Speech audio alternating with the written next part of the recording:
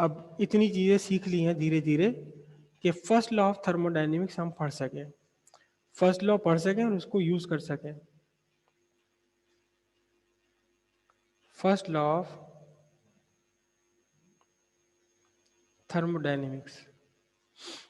First law of thermodynamics क्या है? बहुत ध्यान से आप समझना,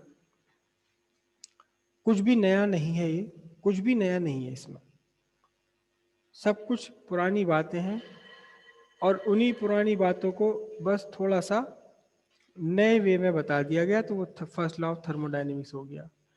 ये एक सिलेंडर पिस्टन अरेंजमेंट है। इस सिलेंडर पिस्टन अरेंजमेंट में आपने एक गैस भर दी इसके अंदर, ठीक है, एक गैस आपने भर दी और फिर इस गैस को आपने रख दिया अपने भट्टी पर।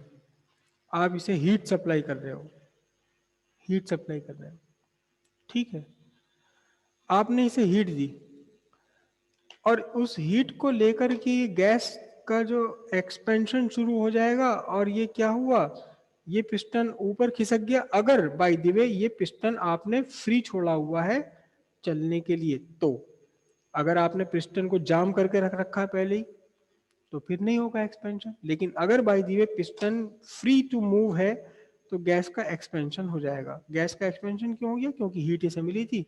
हीट पाने पर गैस क्या होती है? एक्सपेंड हो जाती है। अगर पॉसिबल हो सके तो गैस के लिए वो एक्सपेंड हो जाती है।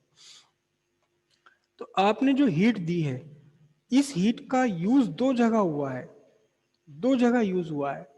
पहला यूज हुआ है इसका to increase the temperature, to increase the temperature of gas. Heat का यूज हुआ है इस पूरी गैस का टेम्परेचर बढ़ाने के लिए।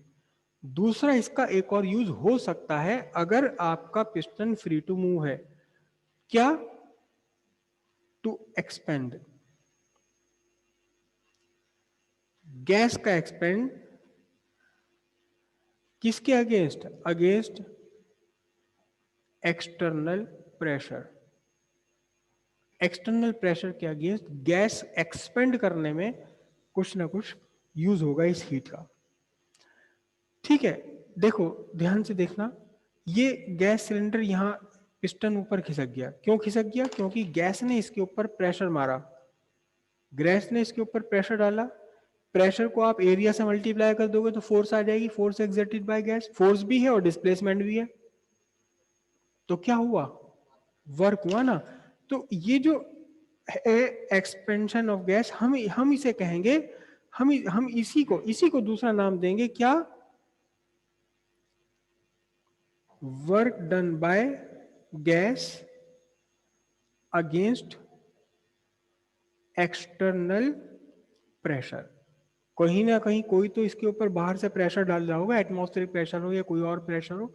उस प्रेशर के अगेंस्ट गैस ने पिस्टन को बाहर धकेल दिया तो वर्क किया कुछ।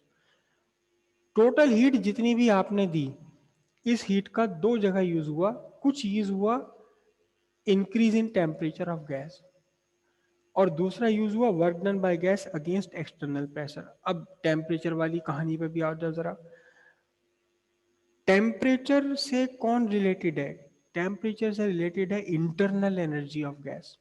अगर आइडियल गैस है तो केवल केवल टेम्परेचर पर ही डिपेंड करेगी, और आइडियल गैस नहीं है तो भी टेम्परेचर बढ़ाने पे काइनेटिक एनर्जी तो बढ़ेगी कम से कम। काइनेटिक एनर्जी बढ़ेगी तो इंटरनल एनर्जी बढ़ जाएगी। तो ये क्या हुआ? इंक्रीज इन टेम्परेचर एक्चुअल में क्या है? Increase in kinetic energy of gas. Kinetic energy भी नहीं बोलूंगा मैं, increase in internal energy of gas. तो अगर आप किसी गैस को हीट दे रहे हैं तो इंटरनल एनर्जी तो हीट से इंक्रीज होगी ही होगी, और अगर आपका पिस्टन फ्री है, गैस फ्री है एक्सपेंड होने के लिए, गैस फ्री है एक्सपेंड होने के लिए, तो वो एक्सपेंड भी हो जाएगी अगर वो फ्री है तो।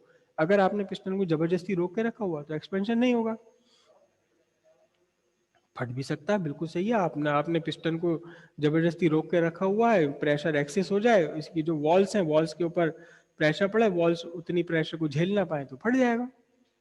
फट जाएगा। जैसे गुब्बारा फटता है, आप गुब्बारे में प्रेशर हवा भरे जा रहे हो, गुब्बारा चिल्ला रहा, मना कर रहा, मत भर, आप नहीं मान रहे, फट गया। ऐसे हो सकता है यहाँ भी, ठीक है। तो ये तो आपकी हो गई हीट। हीट को हम रिप्रेजेंट करते हैं क्यू। ये आपकी हो गई internal energy. Internal energy represent करते हैं हम यू। और ये हो गया आपका वर्क। वर्क रिप्रेजेंट करते हैं हम किससे? डब्ल्यू से। वर्क रिप्रेजेंट करते हैं डब्ल्यू से, है ना। तो अब देखना जरा, घिसी पिटी बात है, उसे नई तरीके से कह दिया, लोजी लो, फर्स्ट लॉ ऑफ थर्मोडायनेमिक्स बन गया। D Q is equals to D U plus D W. dq small amount of heat given to the thermodynamic system is equals to in small increase in internal energy of thermodynamic system plus work done by the gas against external pressure, small amount of work done। या आप small amount of work done मत use करो, q equals you plus W भी आप लिख सकते हैं यहाँ पर। लेकिन क्योंकि बदल जाते हैं, जब लार्ज बहुत बड़ा एक्सपेंशन किया जाएगा, अगर ये रियल गैस है, आइडियल गैस नहीं है, तो ये तो गैस लॉस को तो ओबे करेगी नहीं, है ना। पीवी इक्वल्स टू एनआरटी या म्यू आरटी को तो ये ओबे करेगी नहीं, तो फिर मामला जरा गड़बड़ सा हो जाता है। इसलिए हम कहेंगे small amount of heat given is equals to small increase in internal energy plus small amount of work done by the gas, small amount of. हाँ जी, बात समझ आई। और ये इक्वेशन ही कहलाती है क्या? First law of thermodynamics। heat energy given to a thermodynamic system is equals to increase या change, increase भी नहीं कहेंगे एक्चुअली, हम इसे change कहेंगे, change in internal energy of thermodynamic system plus work done by the thermodynamic system और on the thermodynamic system। ये तो डिपेंड करता है ना कि गैस एक्सपेंड हो रही है, कांटेक्ट हो रही है, हो सकता आप हीट देते रहो और जबरदस्ती से कांटेक्ट भी कर दो, हीट भी दे दो, कांटेक्ट भी कर दो, हिम्मत होनी चाहिए आपको दोनों काम एक साथ करने की। तो यहाँ डी डब्ल्यू निगेटिव में भी आ जाएगा फिर ये, तो हम इसे चेंज कहेंगे। Heat change is equal to change in internal energy plus work done, और work done on the gas और work done by the gas, दोनों में से कुछ भी हो सकता है, डिपेंड करेगा इसका पॉजिटिव निगेटिव क्या चीज है ये, ठीक है। अब जैसे अभी हमने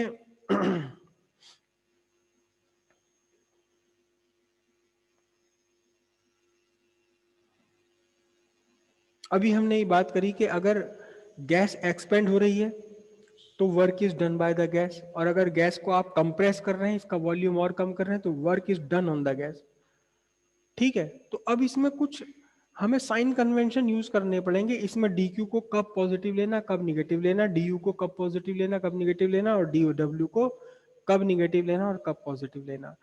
तो इसका साइन कन्वेंशन है क्या कि अगर आप हीट, सबसे पहली बात, heat given to the system, इसे पॉजिटिव लिखा जाएगा। तो इसके against heat taken from the system, ये क्या लिखी जाएगी? निगेटिव लिखी जाएगी। क्लियर है बात? सबसे उसके बाद अगर गैस एक्सपेंड हो रही है, तो work is done by the gas, और इसे आप लोगे कैसा लोगे? पॉजिटिव। और अगर आपकी गैस कॉन्ट्रैक्ट हो रही है, इसका वॉल्यूम कम हो रहा है, कॉन्ट्रैक्ट हो रही, तो work is done on the gas, इसे क्या लोगे आप? निगेटिव लोगे। मैं देख लूं जरा, मैं कुछ कंफ्यूज तो नहीं कर रहा।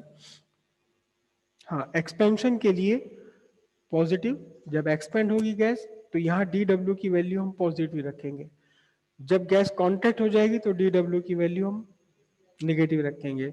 गैस, अगर हमने गैस को, सिस्टम को एनर्जी दी बाहर से, तो डी क्यू की वैल्यू पॉजिटिव रखी जाएगी। लेकिन अगर कुछ ऐसा होता है कि सिस्टम में से हीट बाहर निकल कर आ जाए, तब हम इस डी क्यू की वैल्यू को क्या लिखेंगे?